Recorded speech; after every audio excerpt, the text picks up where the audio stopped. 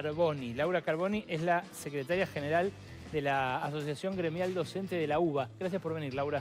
Muchas gracias a vos por invitarme. ¿Dónde enseñás vos y qué enseñás? Yo enseño en el CBC, Introducción al Pensamiento Científico, desde hace 28 años. Mirá. Y soy docente del Carlos Pellegrini, jefa de Departamento de Humanidades. Ah, mirá, qué lindo. Sí, sí. Me imagino cómo te habrás sentido cuando Milei mencionó hasta el hartazgo las falacias que se estudian en pensamiento científico, ¿no? Totalmente, sí.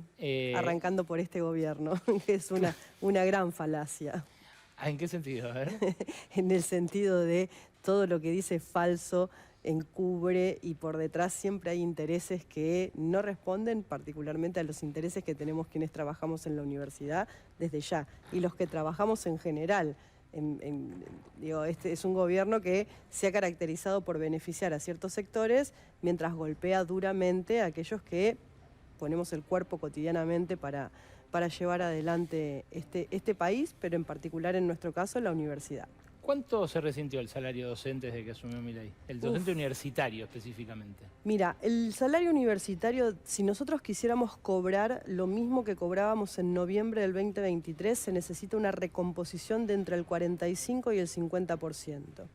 Esto que nosotros ya lo habíamos sacado, nuestros compañeros de AGD Ciencias Económicas vienen haciendo una evolución del salario docente. Y si bien nosotros ya veníamos con una pérdida, de hecho los compañeros lo calculan desde el 2015, bueno, claramente desde el 2015 hasta acá hemos perdido casi el 82% de nuestro salario. ¿Qué? Sí, así como lo escuchás. Te invito a que mires lo que han producido los compañeros, que es maravilloso y a veces triste también, porque cuando uno mira esos números se da cuenta del derrumbe que hay de nuestros salarios. Pero de noviembre en adelante es de un 45%. Perdón, en 2015 no era una panacea ser docente universitario en Argentina, ¿eh? No, para nada. No es que era como no sé, como en Brasil, no digo, ni siquiera digo Estados Unidos o Europa. Hay otros países donde se jerarquiza mucho más el trabajo del docente universitario, que es en general gente que estudió un montón de tiempo, ¿no? Totalmente, gente que se forma, gente que dedica mucho tiempo a la investigación. Pero es interesante porque cuando este gobierno presenta en el boletín oficial el veto, ellos mismos reconocen que la pérdida salarial es de 45 puntos.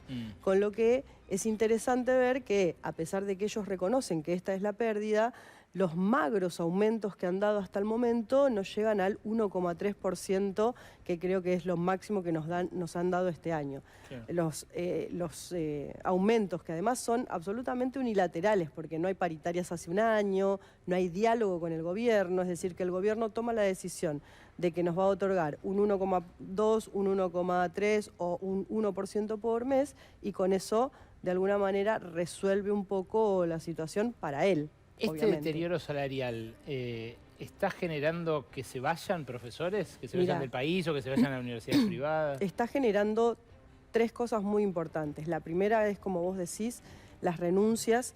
El CIN ha contabilizado que hay 10.000 renuncias de docentes en todo el país y es un problema porque eso desarma equipos de cátedra, equipos de investigación y que incluso que se vaya un docente y venga otro, se vaya y venga otro, también interfiere en la formación de los estudiantes.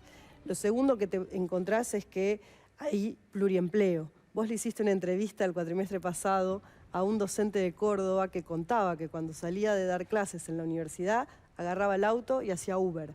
Bueno, esto se está replicando en muchos docentes que para poder llegar a un salario que más o menos le permita vivir, tiene que tener otros trabajos. Y si vos tenés una dedicación exclusiva, en la universidad la dedicación exclusiva significa que vos solamente podés trabajar para la universidad.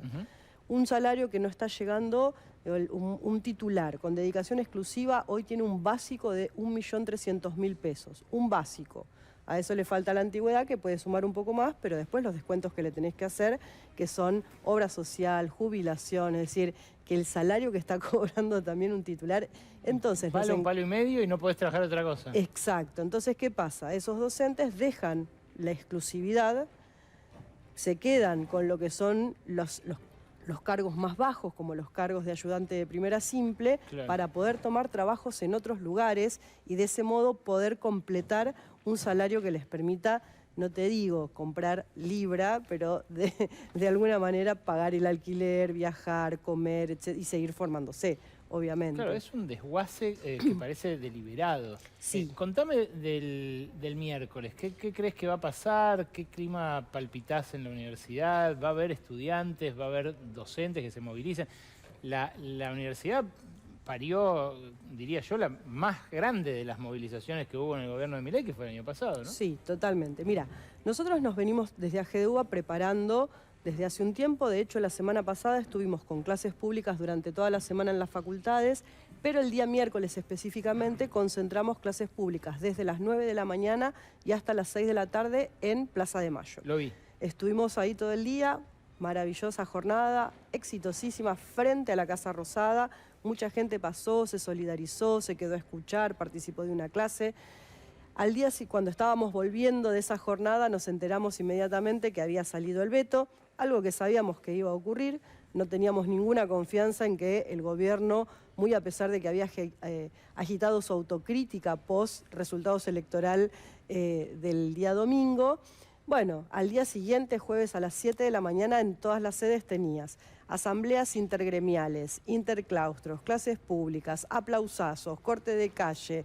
Y después por la tarde, bueno, nos enteramos que en la asamblea de Filo los estudiantes, el movimiento estudiantil decidió ocupar la facultad por lo menos por 24 horas. Pero no es algo que se limite al activismo, a los delegados, no, a los docentes, a los estudiantes que están más comprometidos.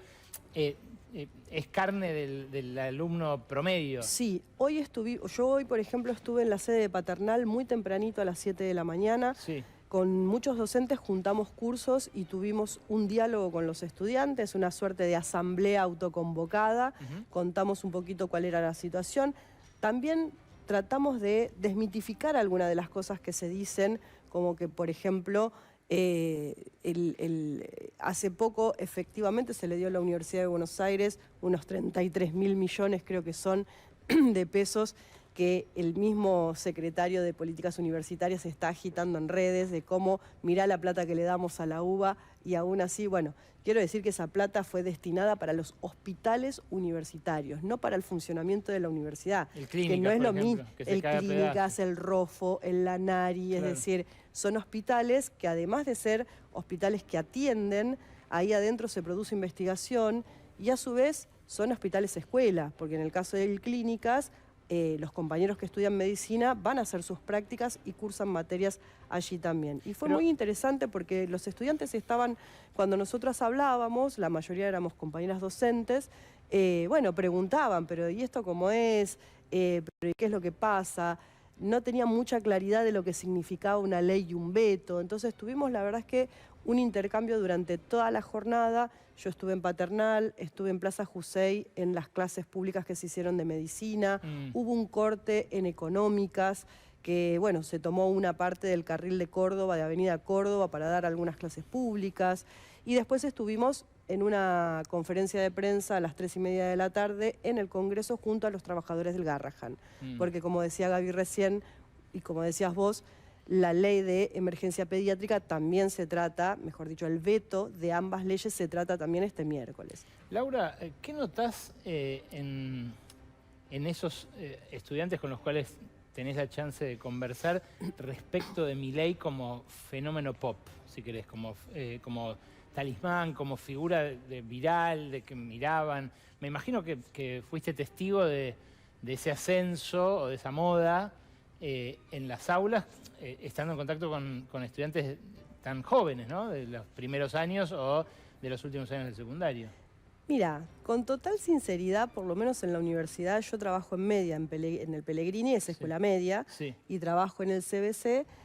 No apareció, o sea, grandes debates en el sentido de, no aparecieron grupos de chicos libertarios que siguieran a Milei. Por lo pronto no lo hemos detectado. No, eso no quiere decir que el estudiantado que podía votar, muchos lo han votado. De hecho, creo que el mismo vicerrector de la Universidad de Buenos Aires hizo una suerte de estadística de que la mitad de los estudiantes habían votado a La Libertad Avanza. Por eso te pregunto. Bueno, pero además era visible, ¿no? Que circulaban que los voto recortes, joven, los virales. No, sí, que él generaba atractivo. Me lo decía César González la vez pasada, me decía, nosotros en el barrio, en la Carlos Gardel, lo veíamos al principio. Y me decía, ahora se terminó como ese fenómeno de moda o si querés, de ese consumo más cultural que político. Por eso te pregunto qué pasa en ese caso. Bueno, lo que pasa que también es real que eso que en un momento fue como un boom y como la aparición de una figura aparentemente novedosa en la política nacional, bueno, también trajo lo que se puede ver hoy, que es que en las clases más populares y en la clase media el ajuste ha pegado de lleno. Y por lo tanto, esa confianza que se supone que le tenían a este gobierno se empieza a retirar. Nosotros nos gusta decir, hoy ya no tiene el mandato popular para aplicar ese ajuste y esa motosierra que agitaba cuando hacía campaña electoral antes de ser electo presidente. Porque efectivamente los números no cierran, porque efectivamente, bueno, yo escuché atentamente tu editorial y también cuando vi el dólar 1.400 no sé cuánto en el 2027, dije, nos están tomando el pelo a todos, porque ahora está mucho más caro de lo que aparecía como proyección. Entonces, eso se está empezando a sentir en todos lados. Una beca hoy para los estudiantes, una beca Progresar, no está más de 35.000 pesos. Imagínate lo que puede hacer un estudiante con ese monto. Llena la SUBE y a las 2 semanas o a la semana se le acabó. Entonces, eso que en algún momento aparecía como algo novedoso y encumbrado incluso por un sector de jóvenes, varones particularmente, eso sí lo hemos detectado en la escuela secundaria, a veces los debates entre los grupos adentro del aula eran muy significativos, desde dónde venían los apoyos hacia Milei, pero hoy como que lamentablemente, digo también, esos pibes que pusieron mucha confianza o depositaron mucha confianza, comienzan como a restarle apoyo, pero a la vez a también quedarse un poco al margen de lo que es el debate político. Y de hecho eso se ve en las elecciones. Es decir, el abstencionismo que nosotros estamos viendo del 50% en Capital, del 40% en Provincia de Buenos Aires, del 50%, no me acuerdo si fue en el Chaco. Sí, en todas las demás provincias. Es un dato muy importante a tener en cuenta, porque esos votos se están restando precisamente de la fuerza que se había presentado como algo, algo por fuera de la política tradicional, que lejos de hacer eso fue en la misma línea de la más espantosa, para decirlo de algún modo. Es la secretaria general de AGD, de la Asociación Gremial Docente de la UBA, a quien acaban de escuchar. Gracias, Laura, por haber venido. Gracias a vos, gracias a toda la audiencia. Quiero hacer un llamado a toda la sociedad a que nos acompañe el día miércoles. Nosotros vamos a movilizar en una columna en conjunto con los trabajadores del Garrahan, con quienes estuvimos hoy haciendo la conferencia de prensa, pero con quienes además venimos coordinando acciones porque somos los sectores que hoy están luchando específicamente por esto, estamos muy golpeados por la situación económica, por lo tanto no es la defensa corporativa del Garrahan y de la universidad, sino la defensa de toda la sociedad de sostener lo que es el futuro de un país, la posibilidad de formarse, hacer investigación científica y devolverle también al país donde uno se forma eso que ha recibido por parte de la universidad. A las 5 de la tarde en el Congreso, ¿no? Un poquito antes. Bueno. 2:30 de la tarde concentramos nosotros, pero a las 5 se lee el documento central. Gracias por venir, Laura. Muchas gracias a ustedes. Con ustedes nos reencontraremos el